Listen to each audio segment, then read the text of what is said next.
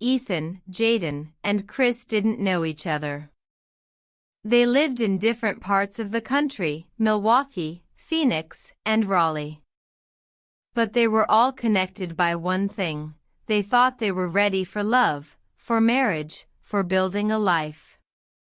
What they weren't ready for was the cost of it all.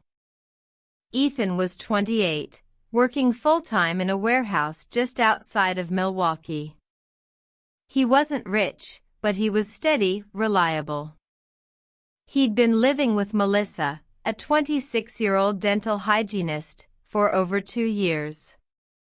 They had a dog, they shared bills, they were talking about starting a family. So when he proposed in early spring, he expected joy. Instead, he got numbers. $15,000. That's what Melissa's mother wanted him to pay before any wedding could take place. "It's tradition," she said. "It shows you respect our family." Ethan was stunned. He had just helped Melissa pay off part of her student loan debt. He had even dipped into his savings to co-sign for a mortgage on a modest home. Now, he was expected to take out a personal loan to meet this demand. Melissa didn't object. In fact, she told him gently, "This is important to my mom. You should understand." But Ethan didn't. One night, he sat in his car outside his house, the radio playing low, and called a friend. "I love her," he said, "but I feel like I'm buying her. What happens when I can't afford the next thing they ask for?" Across the country in Phoenix, 32-year-old Jaden was facing his own dilemma. He was a hardworking HVAC tech who had been with Alexis since college. 5 years of ups and downs had only made their bond stronger. He had no hesitation when he asked her to marry him. Her father did. The condition wasn't even about Alexis directly, it was about her younger sister. He asked Jaden to put $25,000 into a trust fund for the girl. "We can't spoil one and leave the other behind," he said. Jaden was floored.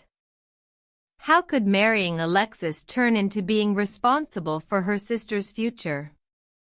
He loved Alexis, but the expectation felt like blackmail. Alexis cried. She fought with her father. And in the end, she chose love.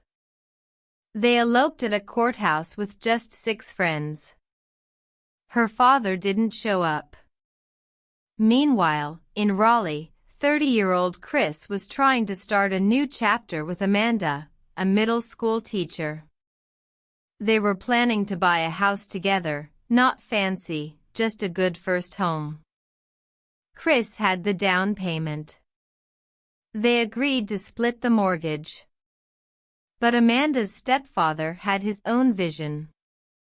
"Buy it outright," he told Chris. "No loans. If you love her, you'll protect her from debt."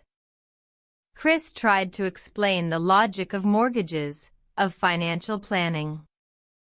But Amanda's stepdad didn't believe in compromise. "My daughter doesn't marry into debt," he repeated. Amanda was caught in the middle.